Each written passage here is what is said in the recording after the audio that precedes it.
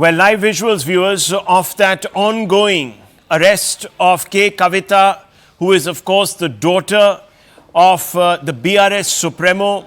And what you're seeing are dramatic pictures of an arrest of a top political voice as well as of a member of parliament, viewers, from Telangana. This is a particular issue related allegedly to the liquor gate scandal in Delhi, where, of course, viewers, licenses were given out. Some say arbitrarily licenses were given out for quid pro quos, backhanders, etc. That is what was said, viewers. Of course, we have still to see how this case is going to play out. But let me tell you, just yesterday, Mr. Sisodia was the Deputy Chief Minister of Delhi formerly, who's been arrested now for more than a year and has been in jail, was once again refused bail. So clearly, the charges against some of these individuals are not frivolous, and it is unreasonable to assume that the ED would carry out a raid if it couldn't make some of the charges stick on an individual, especially if that raid then results in an arrest of a high-profile individual as K. Kavita. You saw her brother there, KTR, taking on the ED team, claiming that the ED was acting in a manner that was absolutely arbitrary. But viewers, they had the warrants, they have the powers, and they've executed them. Let's just go straight across to our reporter, Swastika, to get a little bit more on this. Swastika, what can you tell us? Well, as we speak, Kavita is making her way out of her residence. She is going to be taken to Delhi. She has been detained in connection with the Delhi liquor scam case, accused of running a South cartel, paying kickbacks to the tune of 100 crores to get ill-gotten licenses. This is the accusation against K. Kavita, and this comes in the backdrop of 6 accused turning into approvers, including the son of former YSRCP MP Raghava Malgunta. In fact, it's being said that it is his statement along with Arun Ramchandra Pillai that the ED finally got a nexus and understood Kavita's role. Now, all of that remains under the purview of investigation. Kavita will be taken to Delhi I think at 8:45 is her flight, is when we're given to understand. In fact, the entire family of Kavita, including K.T. Ramarao, her brother, they have come here in solidarity. In fact, when Kavita came out of her residence, she also brought her son along in what she says a show of strength. But from here on, what really is essential to know is also timing. Remember, today is also Prime Minister Narendra Modi's big road show here in Hyderabad, and even as he ramps up his speech against corruption, time and again attacking the BRS of being involved in various scams, including attacking K. Kavita also on past occasions. Today, K. Kavita's arrest, in fact, is sending out a big political message as far as the state of Telangana is concerned. K. Kavita is the daughter of former Chief Minister K. Chandrasekhar Rao, BRS President, and this, in fact, is a big jolt to the family. Right now, she's going to be taken to the airport. Well, obviously, the ED is not cowed by reputations, viewers, and we've seen this. Just stay with me, Swastika. I want to bring in Arunima now. Arunima, of course, you've been covering this story from the very time it broke. You've been also, of course, diligently tracking it in court. What is it really that K. Kavita stands accused of? So first and foremost, the charge against her being made by the Enforcement Directorate is that she was being represented in the South Group. What was the South Group? This was a cartel of businessmen who allegedly got into a conspiracy with the Aam Aadmi Party functionaries. 100 crore, that was the bribe amount that was mentioned, could be more as per ED and CBI, but at least 100 crore was paid as bribe amount by the South Group to Aam Aadmi Party leaders, Aam Aadmi Party functionaries, and in return, the liquor licenses from Delhi, the rules were bent and liquor licenses were given to these, businessmen. One of the businessmen there was allegedly representing K. Kavita. That's the charge. Who was this businessman? As per the Enforcement Directorate's charge sheet, one person called Arun Pillai, who was part of the South Group, he was actually a face for K. Kavita. So she was the direct beneficiary. Every liquor license that Arun Pillai was being given was actually a liquor license for K. Kavita. So she was a direct beneficiary is the charge. The searches that were carried out today were to figure out if the proceeds of the alleged crime were subsequently laundered, if there were invested into shell companies or they were invested elsewhere. ED was looking at digital devices for papers to complete that chain of evidence against K. Kavita. She's being brought to Delhi. All likelihood that she could be confronted with, senior Aam Aadmi Party leaders who are facing arrest in this case. Sanjay Singh, Manish Sisodia. Also a key person in this entire chain is Amit Arora. Amit Arora told ED, confessed to ED how this conspiracy, how this bribe amount, how it all worked out. So possibility that Amit Arora and K. Kavita could be brought face to face as well. That's perhaps the reason why this is not happening in Hyderabad alone. She's being brought to Delhi. Well, Arunima, let's just talk through a little bit more on the gravity of the alleged offence. All of these are, of course, ED allegations, viewers, and we must underline that. These are allegations. They have to be proven in a court of law. But Arunima, so far, the people who have been arrested in connection with this scam, alleged scam, let me be very clear, alleged scam, have not really found the entire matter going their way in court also, isn't it? Yes, and the opposition would say that the way the Prevention of Money Laundering Act has been designed, they call it draconian. They even went to the Supreme Court against it, did not get any relief from the Supreme Court. But politically, they continue to attack the act, that's the reason why bail is not being granted. For Manish Sisodia, the Supreme Court considered everything that his counsels were saying, but at the last moment denied bail. Now with K. Kavita's arrest, Sanjay Singh is another example, has been behind bars continuously. So I think K. Kavita's legal team also realizes that an arrest under PMLA means that there is a long road ahead. Getting bail under PMLA is not easy, and especially since there are such evidence that ED is putting forward. I just gave you the name of Amit Arora, somebody who has allegedly confessed. Now it will take time for K. Kavita's legal team to build a defense, because so far the protocol has been that the court allows the Enforcement Directorate time to confront any suspect with an approver, time to go through the evidence that they have, and that cycle could well proceed this way with K. Kavita as well. Yes, let me just go back to Swastika. Swastika, what happens next here? Is the K. Kavita team going to now approach the courts, or is it too late for this? Well, remember, K. Kavita's case was to come up in the Supreme Court on the 19th. Her team has maintained that this is a coercive action that's being taken against her, but it was not cited in the record that K. Kavita would be given legal protection till the 19th. In fact, the court had made it very clear that Kavita would have to comply with either the ED or CBI pertaining to questions regarding to this case. The CBI, remember, had summoned her as a witness. The ED, in fact, had launched this investigation accusing her of being involved in the South Cartel, the detailed description that my colleague Arunima gave. Now, where do things stand from here? Anyway, politically, Kavita was not going to contest the Lok Sabha elections. And in fact, sources from within the party have also indicated that they were in fact prepared for this. KCR, Kavita's father, had made it very clear that he is going to fight tooth and nail to ensure justice for his daughter. Right. But in a way, the family has sort of left her to fend for herself. And that's why it's going to be a long road ahead as far as K. Kavita is concerned, because of PMLA being involved and her alleged nexus and a possible confrontation with the other accused in this particular case.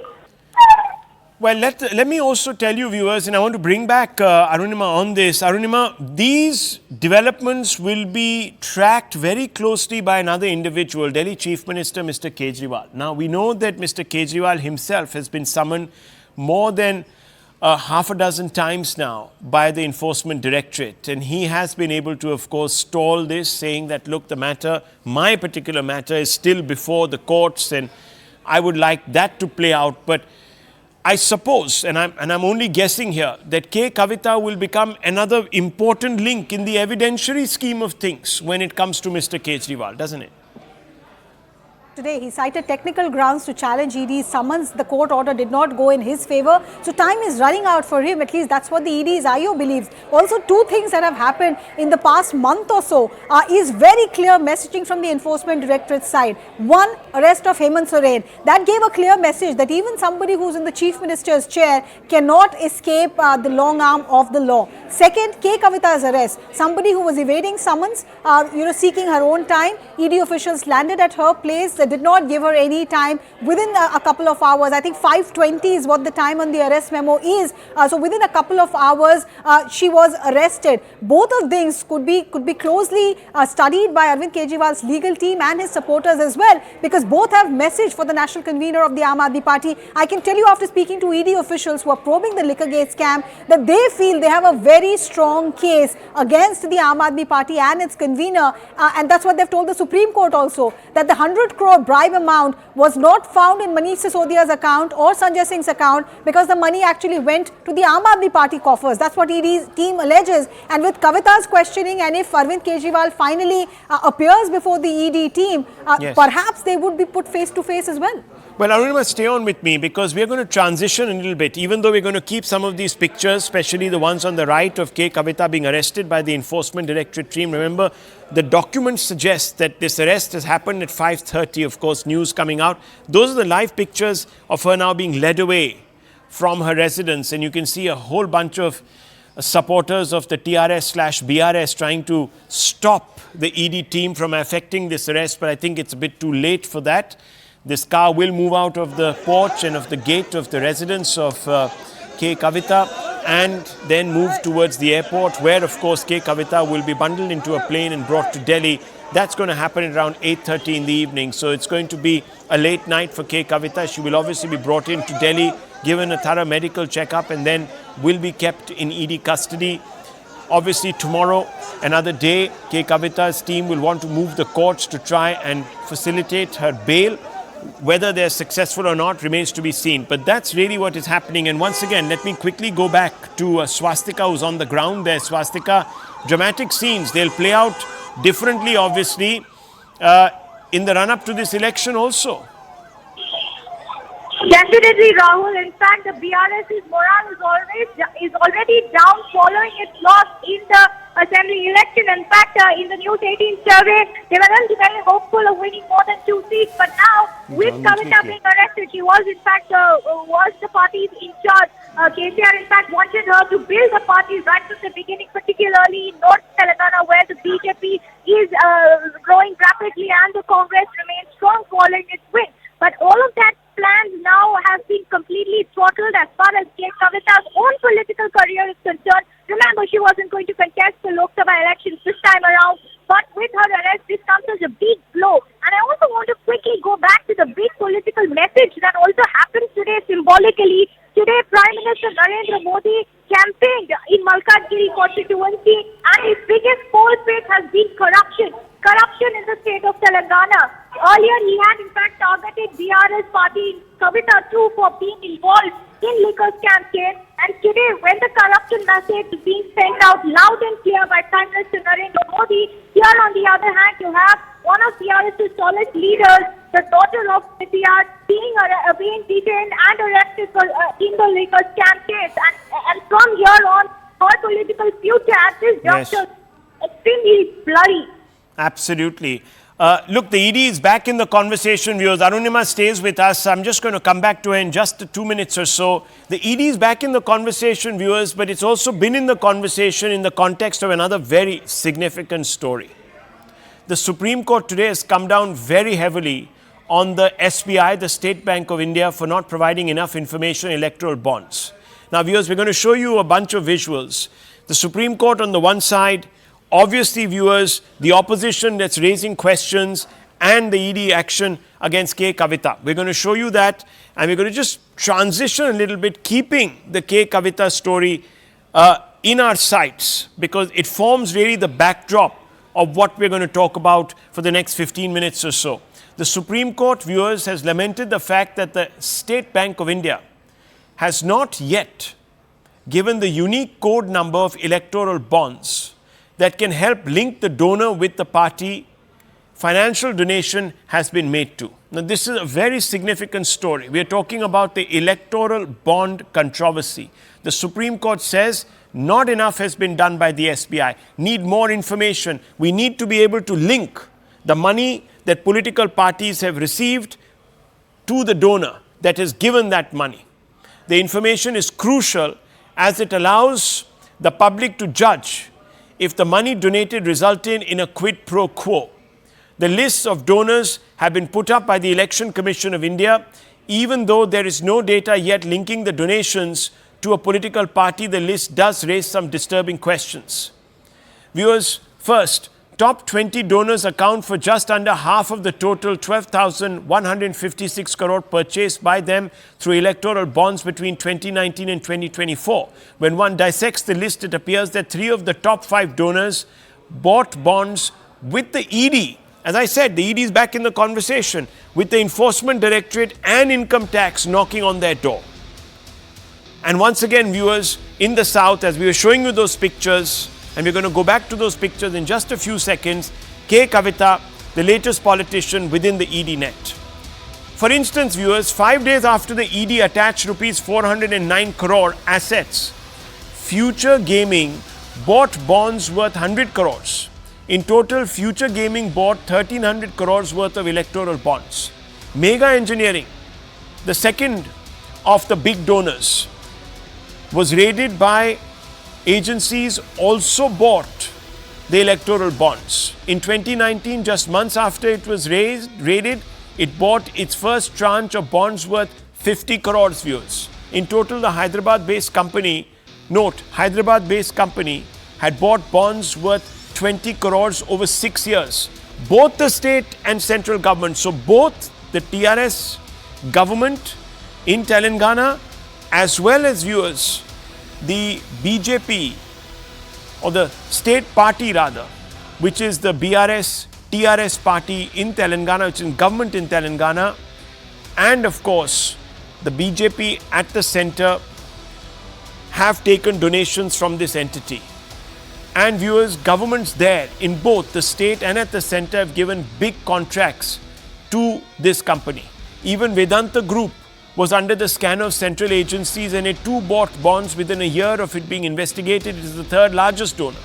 Of course, the BJP isn't the only beneficiary. Several parties have received huge funds through EBs, sometimes disproportionate to their side. And there's a whole list, viewers, which we're going to put out of parties that have received these funds. The BJP has got 6,000 crores, the TMC 1,600 crores, the Congress 1,400 crores, the BRS 1,200 crores, the BRS, which is in the news right now, viewers, BJD 775 crores, DMK 639 crores, and one of the shadiest donators, viewers, has also got links to the DMK. So that is what is being said, viewers.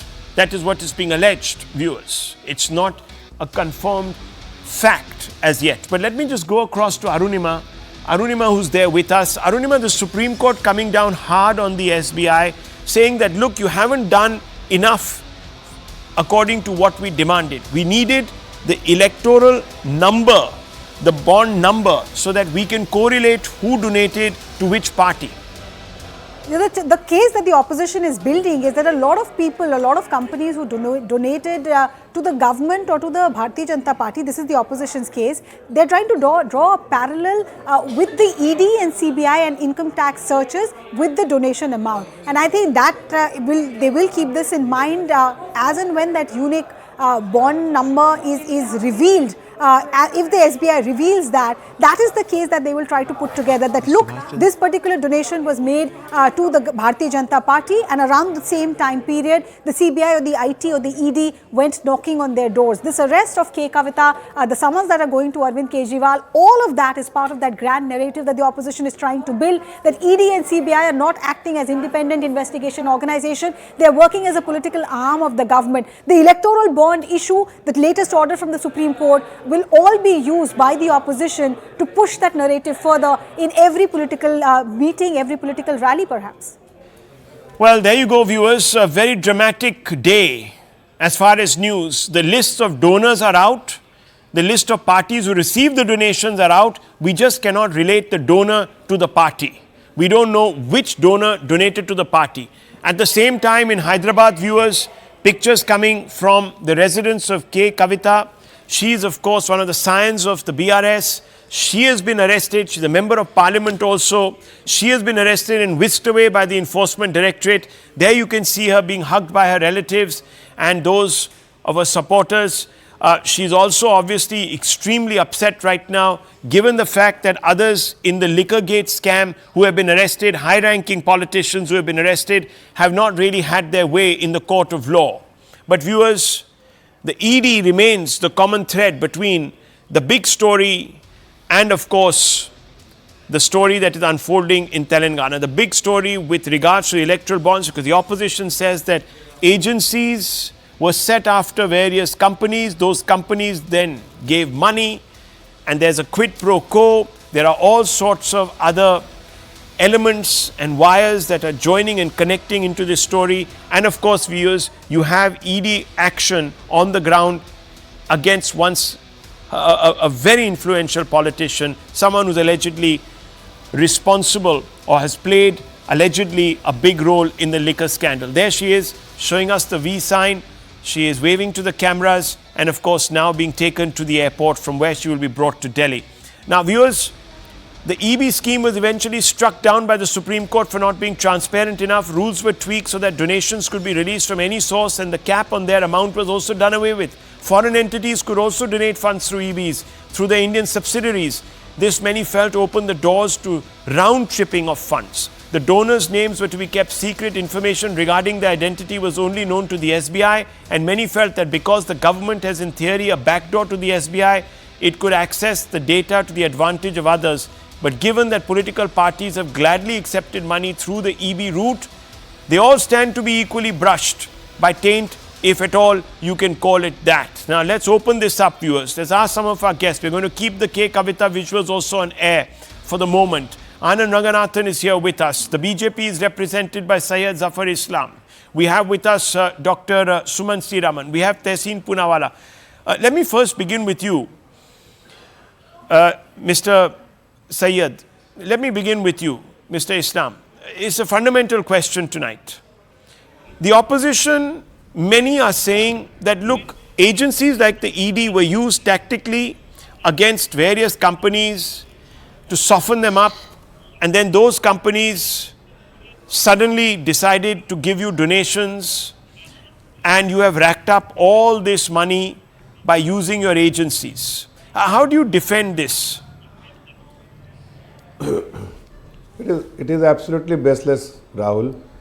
There is absolutely no merit in what the opposition is making this kind of allegation. Fact that these political parties are accepting money from every single donor who wants to donate to those political parties or to them. Let me tell you, the effort was of the government to bring transparency, and it is now a very transparent process. Of course, it can be improved further. I'm not saying that there is no headroom for improvement, but it can be improved further. But we have achieved something which is not evident from the fact that. No, but how do you explain this? How do you explain this, Mr. Islam? How do you explain that 3 of the top 5 donors bought bonds with the Enforcement Directorate and the Income Tax Department knocking on their door? I mean, just 5 days after ED attaches 409 crore assets of Future Gaming, it buys bonds worth 100 crores. Now, we don't know if those bonds have come to you, if they've gone to some other political entity, I don't know. Neither does anyone on this panel, because that correlation has not been made, because enough data has not been supplied. But many people are asking these questions. Rahul, let me respond to that question. See, whenever any organization wants to donate to the political parties, what they do, they take a piece of paper and then calculate how many legislators you have, how many member of parliament you have, how many, whether it's a pan-India party, whether it's a state restricted to one state, that party, and based on certain formula they arrive at amount, and then based on that they donate. Ask anybody from the Tata group, all the large group, all the large Don't donors. take the audiences. You will find that they are providing. No, they are donating to every single political parties based on the formula they adopt. I don't know this Future Gaming has. So can I ask a simple question? Let me ask Dr. Ranganathan a simple question. Look, it's difficult to suggest that one is guiltier than the other. All political parties have got this money from these so-called donies. But I just want to ask you, Dr. Ranganathan, you're an observer of politics. You're not a politician. I just want to ask you, why do all these big corporates donate money to these political parties across the board. I mean, what is it in for them? Are they charitable by nature? Do they believe that these political parties have the best vision going and that there's going to be a lot of change because of this benefaction that they're offering by the way of money? What is it really? What's the motivation? It's obviously quid pro quo, Rahul, and I'm not just being cynical. My very good friend, the BJP spokesperson, has inadvertently in detail laid out the plan using which the companies actually first calculate how much money is to be given and to whom, how many MPs and MLAs are there. So it is, to use the Hindi word, dhanda, as simple as that. But, I have three things to say on this issue, Rahul, and it's important because let me be very honest out here. This is a scam multiple times over, and everyone, including the Honorable Supreme Court, is in the wrong here. I will explain. Look, I welcome the Supreme Court decision because for years I have been an advocate that electoral bonds should not be anonymous, for the simple reason that the political parties that garner the anonymous donation seek the public's vote to get them elected. And after they are elected, the public has a right to know whether any of their actions subsequent to their coming to power are in the favor of any of the companies that donated to them anonymously. As an example, a political party gets our vote to get elected on the promise that it will maintain the forest land as it is. And then once it is elected, it allows a mining company to mine in that forest. The public has a right to know, because we had a skin in the game. The public has a right to know whether that mining company gave millions or billions in donation to that political party. This goes to the heart of what is conflict of interest, and I am aghast that politicians don't get this. Number two, I profoundly disagree on first principles with the Supreme Court decision that the names that were anonymous should be disclosed retrospectively. It is profoundly unfair to the people who made donations on the guarantee that they were to be anonymous. I don't like any law being applied retrospectively for this very reason, be it retrospective tax like Vodafone that incidentally Supreme Court voted against, or a retrospective amendment that allows parties to escape FCRA violations, if at all. All those names of donors should have been disclosed to the Supreme Court only. And if the Supreme Court correlated donations with political parties and found out that millions were given by someone who then directly benefited from the actions of a political party, the Supreme Court should have acted. Number three, finally, I ask a very simple question, and my good friend Dr. Raman and Tehseen are here. If I believe that a company is corrupt and illegal and should be shut down, what would you say if I were to continue to invest in that company and buy its stocks? You would be appalled, wouldn't you? Why is it then that the Congress and the Trinamool and the DMK that were outraging on the anonymity of the electoral bonds and wanted them to be scrapped, why is it that all these parties obtained thousands of crores through the same anonymous electoral bonds? What kind of hypocrisy is that allows them to be this shameless? That's a point, Tehseen Poonawalla. It's an important point. Dr. Raman, it's an important point. Now, I was reading an interview a little while ago with one of the champions who went to the Supreme Court and said that this scheme should be shut down. He was one of the people, one of the activists who just not your Congress leader. Correct. He was one of the activists, bona fide activist, who said, look, we need to shut this down. And he said, if only the opposition had refused to accept any money through the EBs, we would have actually had the government abandon this scheme, because they would be the only ones and it would have looked awful. But they didn't do it. They didn't stand with us. And therefore, the opposition has let down the country equally. Yes, Doctor. One second, Dr. Ranganath. Yeah, you're saying something, Dr. Ranganath. With due respect, I must say, grudgingly, I have enormous respect for CPIM because I think they were the ones who refused to take money through anonymous electoral bonds. Respect to them. The Marxists.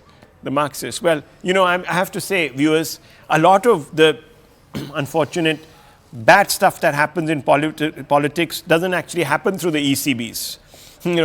Horse trading is not funded by ECBs. Let me tell you that. It happens through parallel mechanisms. So there is all that is happening also. But yes, Tehseen Poonawalla and Dr. Raman, you go first, Tehseen Poonawalla. Answer this question. Why was the Congress so open to taking this so-called tainted money that is under the table and it can be used for this and quid pro quos and all of that? No, Rahul, we are mixing the woods for the trees. No political party, all political parties, particularly the Congress, particularly Rahul Gandhi, stood against ECB. They stood against the ECB electoral bonds because they said that it is non-transparent. It does not allow in for a transparency to come in. But it was a legitimate way the government had created to give money donations to the parties, which is the only parties today asking for investigation. The opposition, the BJP doesn't want. Why does the BJP does not want? We just saw Kavita Rao. Kavita Rao has been made an example of by the ED. It's come out right now. Why has this action happened right now?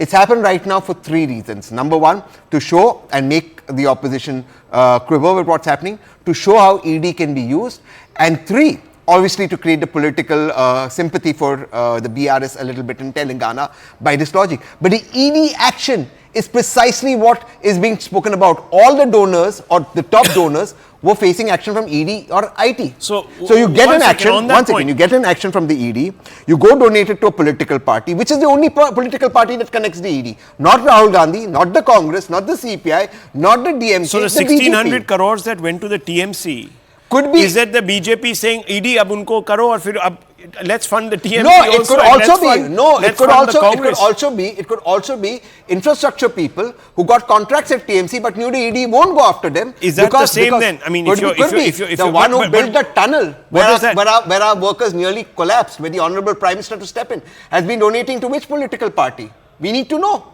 And they were praised in Parliament by the BJP. Let me ask you, is it not possible that the 1200 crores or whatever it is exactly that the Congress got was above quid pro quos? One second. Who's asking for an investigation? The Congress. Who's refusing an investigation? It doesn't matter. The BJP. A lot of people ask for investigation that go nowhere. We also know this. Forget the Congress, forget the BJP. That's all grandstanding. Politicians are experts at grandstanding. Forget the politicians. The State Bank of India chairperson. Shouldn't he have stepped down? On whose instructions is he hiding these instructions or this information? The Supreme Court made it explicitly clear everything. He said it was physically difficult. It's fundamentally difficult. And yet this was called a transparent method. If it was so fundamentally difficult, how is this transparent? You're either pregnant or not pregnant. Either this was easy, transparent, or this was impossible. But aren't you applying the yardstick selectively? No, I'm not. I'm saying put everything out. If Congress has got a quid pro quo, if Congress has blackmailed, they too should be prosecuted. Who's defending the Congress? Okay. Is SBI chairperson defending the Congress or the BJP? No. Dr. Raman, we don't know. We can't cast aspersions. We can't cast aspersions. We can't cast aspersions. I am casting aspersions on the ED. What happened with maybe it's people's guilty conscience. Hang on. Maybe it's people's guilty conscience. They want to appease it and they're donating in the hope that something will happen. Hang on. Yeah. And ED was just coming at the house for chai coffee. Dr. Raman. And to hear Mann Ki Baat. Dr. Raman, Tehseen Poonawala's basic thesis is that the ED has determined all of this. The ED raids, people quake in their shoes and they donate to the BJP as if 1600 crores that went to the TMC, as if some 1300 crores that went to the Congress, as if the 800 or 700 crores that went to the other political parties count for nothing. No, let us look at it very clearly, Rahul. There is a fundamental difference.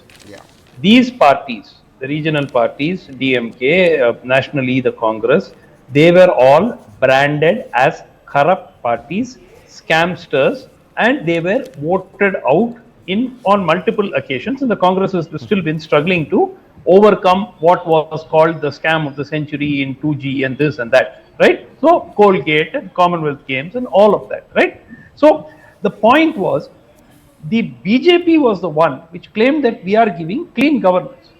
And I'm appalled that Dr. Anand Ranganathan says it's okay, it's a quid pro quo for a party that claimed to be a party with a difference. Excuse me. This party, one minute. Please don't finish. Please don't put words in my mouth. Dr. Raman, please. You did say, of course, there is a quid pro quo for everybody, right? He's saying it from a guilty point of view. I'm not rationalizing it, justifying it. I'm saying every donation is on the basis of quid pro quo. I'm castigating it. Please. Look, don't turn it around. You take regional parties. Clearly, there is some element of contracts which may have been given at the state level. Yeah, but I'm not understanding. Dr. Raman, one minute. My point is to say that we are a party with a difference and we have given clean governance over 10 years and then say, yes, there is a quid pro quo and like everybody else, we also take money. Okay, so you can't say there can be whataboutery. Okay, You look, can't viewers, have whataboutery because okay, these look, are viewers, the parties which are remember branded as that we are operating, okay, one second, we are operating in an information vacuum right now. Now, whether it was deliberately created by the SBI or not, etc., I can't say. Neither should any panelist here impute motives. SBI is not here to defend its fair name. But, viewers, the point is that it is a rotten system. And the system needs to go. Now, what replaces it is a key question. That is a conversation we should all be having. And if there was quid pro quo, viewers, if it is proven after the donations are linked to the political parties and the weight of evidence begins to suggest that investigation must be ordered. Fundamentally, Dr. Ranganathan, very quickly before I move on. Yes. Yes, very quickly, Dr. Raman is completely wrong because I was castigating every political party. You were. And I was insinuating every company because they are donating you have in said, view of... Yes. you have said blanket that this is a bad scheme and everyone is to blame. There's no Other whataboutery parties here. with The difference. shell companies have Other donated One to second, government. one second. Look, there are, you can't say all of these things. Please, Tehseen, now you can, no, 1 minute. I'm going to stop. No, please. I need to move on. Party I know claim that we are giving corruption-free governance. Okay, one other second. party No. Every party says this. Every party says this. From the Aam Aadmi Party down to the Congress. The Congress has made the biggest noise around corruption, saying that Modani, and all these people are in cahoots. In our governments, when we give contracts, it's all smelling of roses. So let's not, no, Dr. Aman, now look, everyone has been caught in the hammam without their clothes on. The emperor has no clothes. Say that all parties are equal. Yeah, they're all equal and they cannot be whataboutery. My point is, if there is a quid pro quo and we need to wait for the information to come out, there is going to be a court hearing very soon. The SBI has to come out. Let's reserve the right to attack political parties fairly once we have the numbers, whether it's in the opposition or the government. Yes, Dr. Ranganathan, very quickly, Sai Deepak is waiting for me. I need to go to him. Yes. Right. No, it is outrageous that the electoral bonds were made anonymous. It is outrageous that the government said we are going to be transparent. At the same time, it had a public sector bank with all the secrets of who is donating. It is outrageous that the Supreme Court is acting retrospectively, and it is outrageous if a correlation comes. It is absolutely clear that ED was being used to pressurize the company. There I said it. Absolutely. So who controls One ED? second. Who Look, controls there are ED? many information. Look, I myself are suffering from a state government and its acolytes. So let's not get into all this. You know, there are enough people out there doing their thing. So let's just wait for the details to come out. Yes, this is an wake-up alarm bell actually that has been sounded. And we need to hear it, all of us. And these lists that are coming out are good for our polity. Let us able to establish where the money went, who it went to, and what for. That would be really, viewers, a boost to the democratic principle. And let me also tell you, all those people who constantly criticize India's democracy, say that all institutions are suborned. Well, they dare not stand up today and say this. Because look at what the Supreme Court has done. It stood up for principle. That means one of the institutions in the state at least has not been suborned. I want to see which other country is as transparent as this.